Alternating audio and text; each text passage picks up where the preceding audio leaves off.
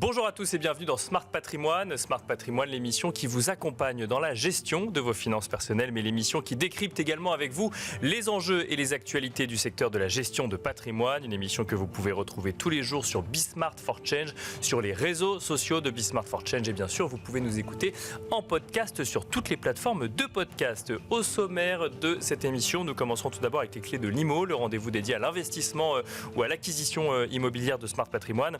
Nous nous demanderons dans un instant si l'on constate réellement le retour des acquéreurs sur le marché immobilier, une question que nous poserons à Yann Géano, président de Laforêt France. Cela nous donnera également l'occasion de revenir sur les chiffres de Laforêt France, constatés en tout cas sur le marché de l'immobilier au troisième trimestre de cette année. Ce sera donc la première partie de l'émission.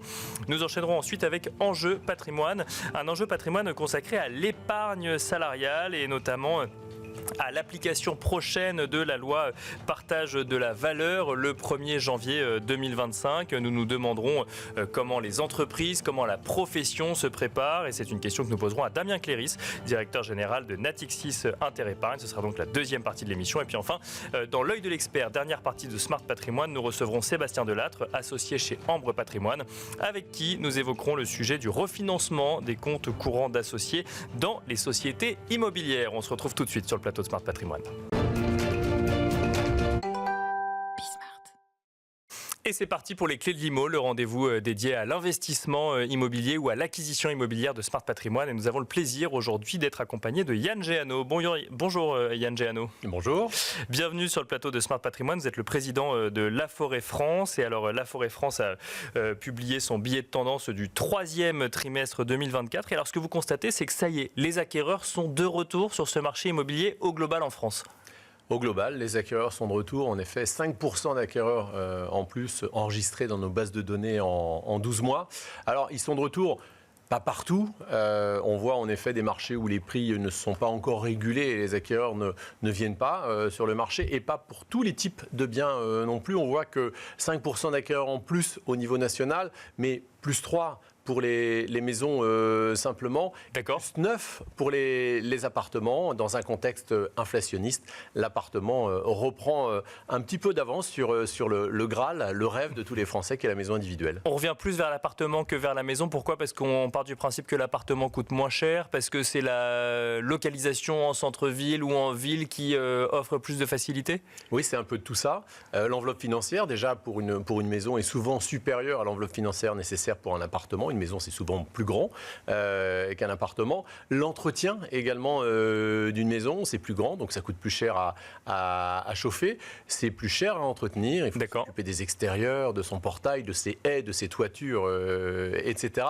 Et puis, on est un peu excentré, parfois, loin des services publics, de l'éducation, des transports, et ça nécessite souvent une deuxième voiture pour les ménages. Et dans un contexte inflationniste, les Français font attention à toutes ces dépenses. Avant de regarder un petit peu la typologie des acquéreurs, si on reste effectivement sur les recherches, est-ce qu'il y a des régions, des zones qui s'en sortent mieux que d'autres, là où on voit effectivement le marché repartir plus vite ? Alors, plus que des zones, ce sont des enveloppes budgétaires. On voit qu'en environnement citadin, les centres-villes, on est sur des enveloppes budgétaires jusqu'à 450 000 euros. C'est le budget que les Français peuvent y concéder sans trop de difficultés, arrivent à faire financer par les banquiers. Et quand on s'éloigne en environnement rural, on voit que là, l'enveloppe financière, elle plafonne plutôt à 250 000 euros. Donc tout ce qui est en dessous de 250 000 euros se vend facilement. Au-dessus de 250 000 euros dans les environnements ruraux ou semi-ruraux, c'est beaucoup plus difficile. Et alors, je vois dans le billet de tendance que l'Île-de-France a du mal à repartir pour le coup en matière de demande. Ah oui, c'est la région qui est toujours en difficulté. Il faut revenir quelques années en arrière. Lorsqu'on sortait du confinement et du Covid, on a vu beaucoup de Parisiens franchir le périphérique pour acheter une maison en première couronne. Les propriétaires de maisons en première couronne sont, eux, allés acheter une maison encore plus grande en deuxième couronne. Et tout ça a pressurisé les prix à la hausse, les a fait augmenter. Et aujourd'hui, les acquéreurs qui sont sur le marché sont des acquéreurs locaux, des franciliens de première et deuxième couronne et qui voient que les prix sont totalement déconnectés de la réalité avec des vendeurs qui ont des difficultés. Et donc qui ne se positionnent pas là où en fait on aurait imaginé que potentiellement ils auraient continué à alimenter. Là, ils mettent une pause sur la demande. Ils ne visitent même pas, ils ne nous contactent pas pour les biens. Ils attendent que les biens redescendent là au niveau où les transactions se font. Alors, la question c'est, les acquéreurs sont-ils de retour? Vous nous avez dit oui, mais pas tous. Alors, quels sont les acquéreurs de retour? Est-ce que les primo-accédants, par exemple, sont de retour sur le marché? Un peu aidé par la baisse des taux d'intérêt, mais on voit quand même qu'en quelques années, la tendance finalement s'est inversée. Il y a quelques années, une transaction sur deux, un achat sur deux se faisait au bénéfice d'un primo-accédant et une transaction sur trois au bénéfice d'un secondo-accédant. Bien sûr. Aujourd'hui, c'est le contraire. 53% des ventes se font au profit de secondo-accédants qui n'ont pas nécessairement besoin de passer par la case financement ou en tout cas qui bénéficient d'un apport plus conséquent. Et les primo-accédants, lorsqu'ils ne sont pas soutenus familialement, qu'ils ne bénéficient pas d'un prêt familial, par exemple, ont encore du mal quand même à se constituer ce fameux apport que les banquiers attendent. Et puis on a une troisième catégorie qui sont les investisseurs. Alors là, les Français sont tiraillés entre le fait de se dire que l'investissement dans la pierre, c'est aujourd'hui la seule solution pour se constituer un patrimoine en allant voir son banquier et en le faisant financer. Et en même temps, une régulation, une hyper-régulation sur l'immobilier locatif, que ce soit la fiscalité, la taxe foncière, les obligations de rénovation énergétique. Donc 16% des transactions seulement aujourd'hui dans le cadre d'un investissement locatif. Il y a 5 ans, on était à 27%. On va parler dans un instant peut-être éventuellement de la façon dont les Français voient aussi peut-être de nouvelles manières d'aborder la fiscalité, notamment avec la loi de finances 2025 et l'impact que ça peut avoir sur l'immobilier. Juste avant, peu de primo-accédants.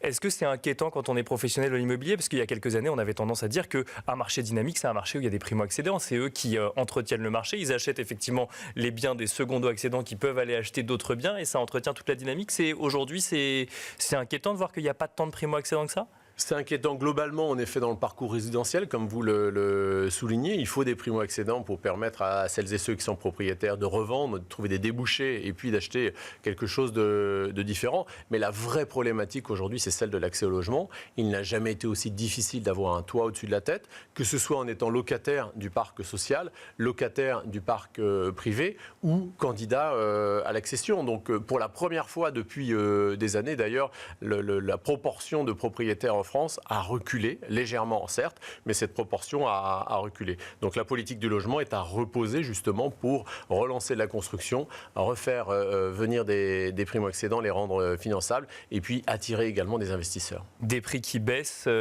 parce que c'est le cas aujourd'hui, enfin depuis plusieurs mois, ça n'a on se dit quoi? Ça n'a pas suffisamment baissé par rapport au coût du financement qui lui-même est revenu à un niveau un peu plus raisonnable ou Alors, les acquéreurs aujourd'hui bénéficient quand même d'une combinaison baisse des taux d'intérêt. On est passé globalement de 4,20, 4,25 à quasiment 3,50 aujourd'hui en moyenne. Donc une restitution du pouvoir d'achat d'à peu près 7% avec ce jeu mécanique des taux d'intérêt. Des prix qui ont reculé au niveau national de 4,5%.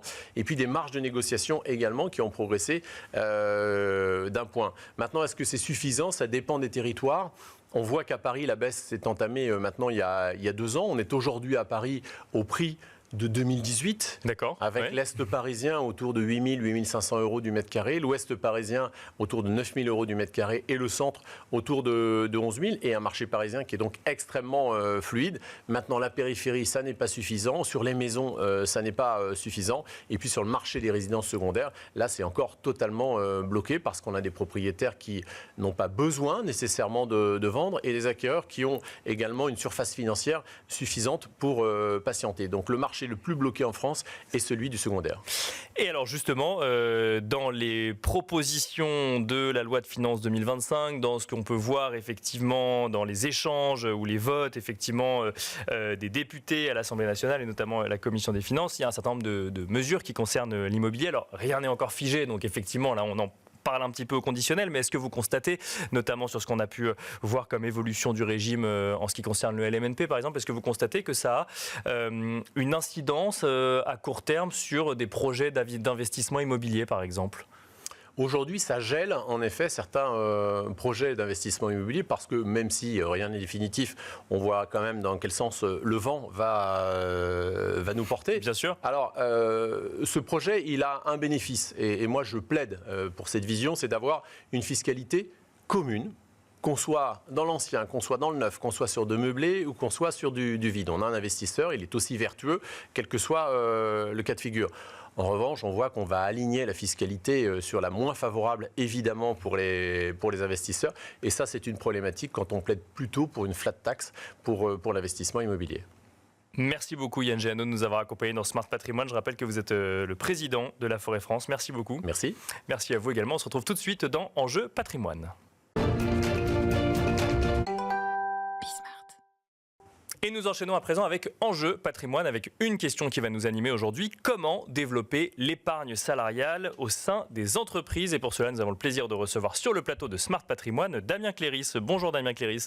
Bonjour. Bienvenue sur le plateau de Smart Patrimoine. Vous êtes directeur général de Natixis Interépargne. Alors, cette question du développement de l'épargne salariale au sein des entreprises, on se l'est souvent posée parce que ça peut être parfois un petit peu complexe. En tout cas, ça pouvait l'être les années précédentes. Là, on a une loi quand même qui va imposer aux petites et moyennes entreprises de mettre en place des dispositifs d'épargne salariale. C'est la loi Partage de la valeur qui entrera en vigueur au 1er janvier 2025, soit dans un peu plus de 2 mois. La première question que l'on peut se poser, c'est la profession est-elle prête? Et ensuite, on se demandera si les entreprises sont-elles prêtes. Mais déjà, est-ce qu'au 1er janvier 2025, quand toutes ces entreprises vont vous appeler, vous ou d'autres acteurs de l'épargne salariale, est-ce que la profession aujourd'hui est prête à répondre à leurs questions et à leurs enjeux si elle n'a pas déjà commencé à le faire? Alors tout à fait, la profession est prête à leur répondre. On a eu la chance que cette loi en fait soit votée fin 2023, donc ça nous a laissé quand même toute l'année 2024 justement pour se préparer aussi bien sur les offres, parce que c'est important lorsqu'on s'adresse à des entreprises d'une petite taille ou de taille moyenne d'avoir des offres qui soient simplifiées, qui soient adaptées, bien sûr, mais également de préparer l'ensemble de nos dispositifs d'animation, nos dispositifs commerciaux qui sont tout à fait prêts à accompagner ces entreprises à partir du 1er janvier, mais j'ai envie de dire même dès à présent, en anticipation de la mise en place de la loi. Ça se prépare en combien de temps justement des dispositifs d'épargne salariale pour des petites entreprises comme vous dites? Alors peut-être pour rappeler, là en effet on parle d'un très grand nombre d'entreprises, puisque la nouvelle loi va concerner les entreprises entre 11 et 49 salariés, comme vous l'avez dit, c'est à peu près 130 000 entreprises en France qui n'ont pas encore de dispositif. Donc on est vraiment sur un sujet massif et d'accompagnement de très grande masse en effet d'entreprises. Alors la mise en place d'un dispositif au sein d'une entreprise, c'est quelque chose qui va se faire de manière accompagnée avec un conseiller bancaire, avec un assureur typiquement, et avec un processus de souscription qui va être dématérialisé, digitalisé. Donc, in fine, c'est quelque chose de très simple à mettre en œuvre. Au niveau du dirigeant de l'entreprise directement? Au niveau du dirigeant de l'entreprise ou également par ses équipes. Alors maintenant, soyons réalistes, là on s'adresse à des entreprises entre 11 et 49 salariés. Ce ne sont pas des structures dans lesquelles on va trouver un directeur des ressources humaines ou un manager qui va pouvoir s'occuper de ce sujet. Donc on considère clairement que dans ce cadre-là, les personnes qui vont devoir se charger de la mise en place, c'est bien le dirigeant d'entreprise à qui on va devoir s'adresser. Alors j'insiste sur ce point pour que le message soit clair. Effectivement, j'ai commencé en disant que c'était complexe, notamment en lien avec le fait que depuis plusieurs années, le gouvernement met en place des ambassadeurs à l'épargne salariale pour aller propager la bonne parole au sein des entreprises. Puis une loi, finalement, a imposé aux plus jeunes entreprises de mettre en place ce type de dispositif. Ce que vous dites aujourd'hui, c'est fin 2024. C'est pas si compliqué, c'est même plutôt simple pour une petite entreprise de mettre en place au moins un dispositif d'épargne salariale. Tout à fait. À partir du moment où on est bien accompagné, encore une fois, par son banquier ou par son assureur de proximité qui connaît bien l'entreprise, qui a une relation justement avec le dirigeant, la souscription, la mise en place d'un dispositif d'épargne salariale est quelque chose de simple. On a fait justement dans le cadre de cette loi, fait évoluer nos offres pour avoir des offres qui soient le plus simples possible, c'est-à-dire qui permettent de se mettre en conformité avec la loi, une offre de base, et puis ensuite des offres avec des options si le dirigeant cherche justement à avoir un dispositif qui soit plus sophistiqué. Mais la mise en place très concrètement d'un dispositif d'épargne salariale dans son entreprise, aujourd'hui c'est passer 1 heure avec son conseiller bancaire ou avec son assureur, soutenu en effet par des outils de souscription digitale qui permettent d'aller de l'avant très rapidement. Ces entreprises, vous échangez avec elles, j'imagine, puisque vous développez des offres quand même pour elles. Si on reste sur les entreprises qui ont entre 11 et 49 salariés, elles sont prêtes, elles, de leur côté, à mettre en place des dispositifs d'épargne salariale. Vous sentez qu'il y a encore beaucoup de questions en fin d'année, peut-être plus qu'en début d'année sur le sujet? Alors, Là, on va connaître une très forte accélération, mais néanmoins, ce n'est pas quelque chose de nouveau. Ce que je veux dire par là, c'est que c'est un segment de clientèle qu'on connaît bien. Aujourd'hui, on travaille déjà avec un grand nombre d'entreprises entre 11 et 49 salariés. Juste pour avoir un chiffre en tête, aujourd'hui, au sein de Natixis Inter-Épargne, on accompagne 100 000 entreprises en France. Donc, une entreprise sur 4 en France qui a un dispositif est l'un de nos clients.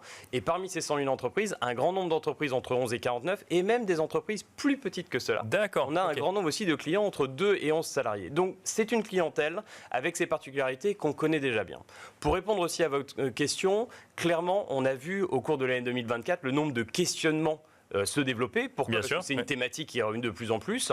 Et aujourd'hui, on considère qu'en fait, seulement une part minoritaire des entreprises se sont vraiment encore penchées sur le sujet et savent déjà ce qu'elles vont mettre en place. Donc, l'enjeu d'accompagnement, il est plus devant nous que derrière nous. Donc, ça veut dire que cet acte de commercialisation, il va commencer par être en capacité d'écouter ses clients, de répondre à leurs questions, d'être présent, d'avoir un dialogue pour ensuite mettre en place le dispositif qui soit adapté à leurs besoins. On a vu également sur cette année 2024, en tout cas sur le premier semestre, les encours progresser sur justement les dispositifs d'épargne salariale et d'épargne retraite. Alors au global, grandes entreprises également comprises, c'est un constat qui est fait par l'ASG, une progression d'un peu plus de 10% sur le premier semestre. Qu'est-ce que ça nous dit ? Ça nous dit quand on en parle plus dans les médias globalement et quand il y a une loi qui est votée, on utilise plus les dispositifs ou c'est peut-être un moyen effectivement de partager un peu plus la valeur en entreprise qui a été plus utilisée cette année que les années précédentes ? Alors, je pense que ce que ça nous dit conjoncturellement, c'est déjà que les résultats des entreprises, et notamment des entreprises de taille intermédiaire en 2023, ont été bons, puisque ces encours sont aussi le reflet de la valeur qui a été partagée avec les salariés sous forme d'intéressement de participation. Maintenant, structurellement, on voit que l'épargne salariale en fait, se développe depuis 20 ans à un taux de 5 à 6% par an. Tout simplement parce que c'est porté par au moins 3 facteurs. Premier facteur, on est passé progressivement d'un taux de chômage de 10% à plutôt 7%. Ce qui fait qu'aujourd'hui, les enjeux d'attraction, de rétention des collaborateurs sont beaucoup plus importants pour les entreprises. Avoir un dispositif compétitif, c'est important. Quand on est une grande entreprise, mais également quand on est une entreprise de taille intermédiaire ou petite.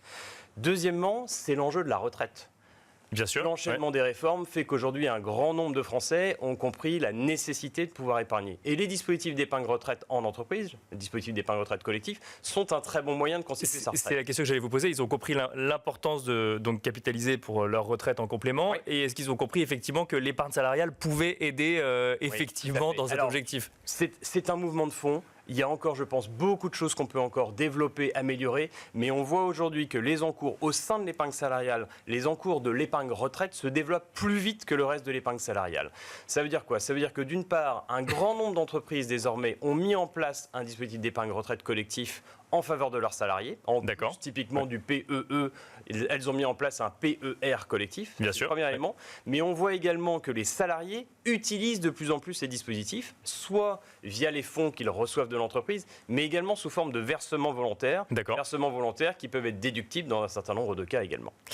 Si on regarde un petit peu sur quoi on investit ensuite son épargne salariale ou plus spécifiquement son épargne retraite, alors il y a quand même un certain nombre de règles à respecter, notamment y intégrer un petit peu de finances solidaires quand on parle d'épargne salariale. Dans les contrats PER, on en parlait il y a quelques jours dans l'émission également, cette idée d'intégrer du non-coté aussi maintenant. Est-ce que ça contribue effectivement sûrement à dynamiser ou effectivement à redistribuer une partie de l'épargne des Français effectivement dans l'économie, mais est-ce que ça complexifie pas encore un petit peu le message ? Désolé, je reviens sur ce sujet de complexité, mais vis-à-vis des salariés, des entreprises, sur l'usage qu'ils peuvent avoir de cette épargne salariale. Alors, en fait, je pense que progressivement, la manière dont les Français utilisent leur épargne salariale, leur épargne retraite en entreprise est tout à fait cohérente et homogène avec la manière dont ils traitent leur épargne de manière générale. En fait, un dispositif d'épargne salariale, c'est un support d'épargne parmi d'autres. Bien sûr. Aux côtés de son assurance vie, aux côtés des livrets, aux côtés d'autres supports bancaires ou assurantiels que l'on peut avoir.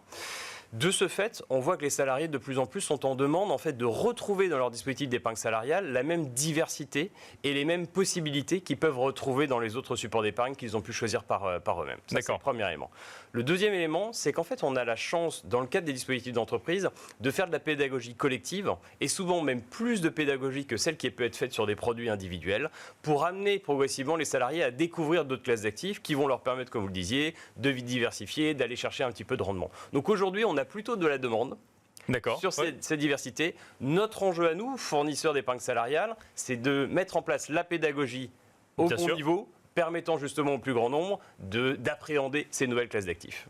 Le non-coté, spécifiquement, comment est-ce qu'on fait quand on est Natixis Interépargne? J'imagine qu'on fait des partenariats. Ensuite, il n'y a pas de sujet de liquidité, effectivement, dans l'épargne salariale. C'est pas comme c'est pas comme quand le non-coté rentre dans l'assurance vie, ou c'est un sujet aussi? Alors, c'est un sujet aussi. Donc déjà, pour répondre à votre première question, Natixis Interépargne, nous sommes l'acteur de l'épargne salariale du groupe BPCE. Bien sûr. Et nous bénéficions de toute la galaxie et de l'ensemble des affiliés de Natixis Investment Manager, donc l'ensemble des sociétés de gestion. Et donc, on a la chance, dans notre groupe, d'avoir également un certain nombre de sociétés de gestion qui gèrent du non-coté, du private equity et de l'immobilier sur lequel on peut s'appuyer pour développer les offres.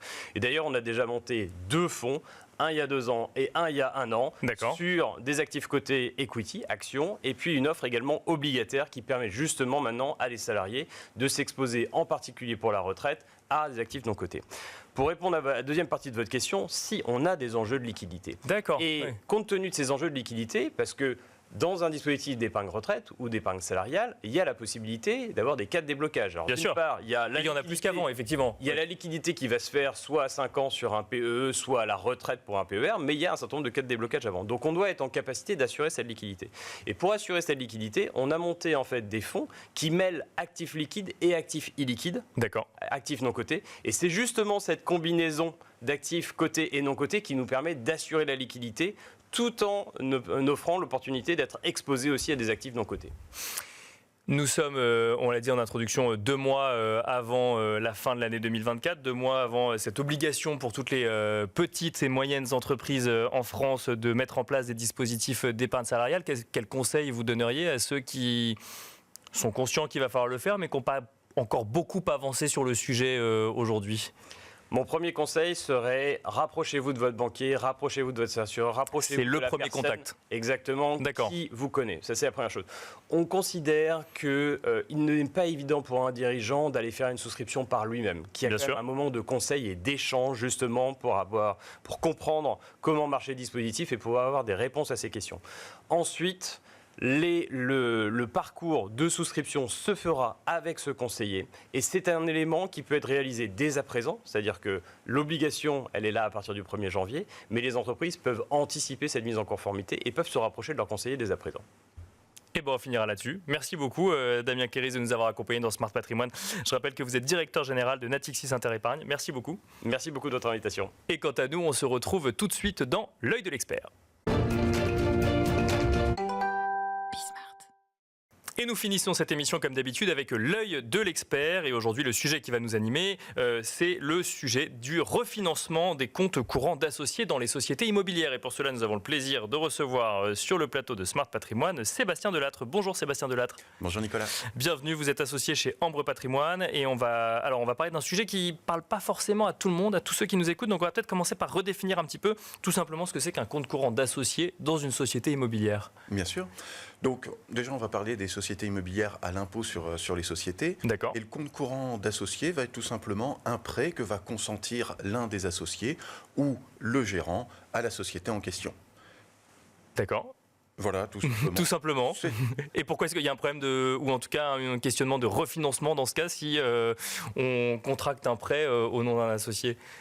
Alors, ce n'est pas forcément un problème, mais c'est un manque de liquidité. D'accord. Parce que donc l'associé ou le gérant a mis du cash à l'intérieur et ce cash se trouve complètement bloqué à l'intérieur puisque ça a servi à acquérir un bien immobilier. Bien sûr. Et donc le refinancement, c'est pouvoir redevenir liquide tout en conservant le bien immobilier à l'intérieur de la société. Et alors ça, c'est un sujet sur lequel on peut intervenir en matière de gestion de patrimoine. Ça peut être une opportunité d'investissement, le refinancement de comptes courants d'associés dans les sociétés immobilières. Donc ça peut être tout à fait un conseil dans la partie accompagnement, mais avant tout, il faut trouver le financement de cette... Bien sûr. Le refinancement de ce compte courant d'associés, parce que toutes les banques n'interviennent pas sur ce sujet, et quand elles le font, elles imposent un certain nombre de contraintes qui peut gêner l'intérêt de l'opération, puisque pour faire simple, elles vont imposer de replacer chez elles, sur leurs produits financiers, une grande partie des fonds qui ont été levés. Et donc ça va empêcher l'associé de récupérer son capital pour pouvoir le réinvestir tel que lui le souhaitait réellement à la base. Une question avant peut-être que vous nous expliquiez concrètement le dispositif de refinancement. Si on détient, enfin si les comptes courants d'associés sont dans une société détenue en direct ou si c'est au travers d'une holding comme on peut le voir régulièrement, ça change quelque chose effectivement dans le dispositif ? Vous avez tout à fait raison, on ne va pas aborder les choses de la même façon. Si on détient directement les parts de sa société, à ce moment-là, notre compte courant d'associé a un intérêt particulièrement fiscal et la plupart du temps, en tant que conseiller, je vais déconseiller aux clients de procéder au remboursement à crédit de ce compte courant d'associé. D'accord. Pourquoi ? Tout simplement, ils ont mis un apport et la société a une dette envers elle. Une fois que le prêt à côté éventuel aura été remboursé, cette société donc immobilière génère un revenu. Bien sûr. Et le fait on va pouvoir rembourser progressivement ce compte courant d'associé, ce qui va générer un revenu sans la moindre fiscalité pour l'associé. Donc la plupart du temps, le plus simple est de ne pas le rembourser à crédit et de générer un revenu complémentaire sans la moindre fiscalité. Alors, est-ce qu'on peut peut-être rentrer un petit peu plus dans le détail et expliquer concrètement comment se passe le refinancement d'un compte courant d'associé ? Alors, juste avant, Ouais. si on peut, il y a la deuxième version quand on ne détient pas le compte courant d'associé, enfin, quand on ne détient pas, pardon, La société en la direct, société en direct, mais on via la une détient holding. via Ouais. une holding. Là, pour le coup, vous conseillez peut-être de le faire alors ? Là, je vais conseiller D'accord. plutôt de refinancer à crédit cette opération pour justement libérer les liquidités en une seule fois et pouvoir les réinvestir. Et alors, donc, ça fonctionne comment ? Alors, comment ça va fonctionner ? La plupart du temps, comme le bien aura été libéré d'un prêt éventuel précédent, on va faire un rachat de prêt. Donc, on rachète le compte courant d'associé avec un prêt hypothécaire. D'accord. Donc, un établissement bancaire va prendre une nouvelle garantie hypothécaire sur le bien immobilier pour rembourser directement le compte courant d'associé en intégralité. Et l'opération est bouclée. Et l'opération est bouclée, on a récupéré son cash qu'on va pouvoir réinvestir comme on l'entend. Ensuite, comme je le disais tout à l'heure, l'une des difficultés, c'est que la plupart des établissements bancaires français vont vouloir récupérer une partie de ce cash. Ensuite, il existe d'autres solutions, notamment en passant par des banques européennes, des banques allemandes et des banques belges qui ont une appétence hypothécaire différente des banques françaises et qui peuvent intervenir sur le territoire français et qui vont faire un prêt purement hypothécaire sans imposer de récupérer une partie des placements à côté. Très rapidement, en conclusion, ça veut dire qu'on utilise quoi le refinancement d'un compte courant d'associé pour optimiser la liquidité, c'est ça, optimiser ses liquidités ? Tout à fait, pour récupérer sa liquidité, l'optimiser et ainsi pouvoir réorganiser ses placements tels qu'on l'entend. Merci beaucoup Sébastien Delattre. Je rappelle que vous êtes associé chez Ambre Patrimoine et quant à nous, on se retrouve très vite sur Be Smart for Change.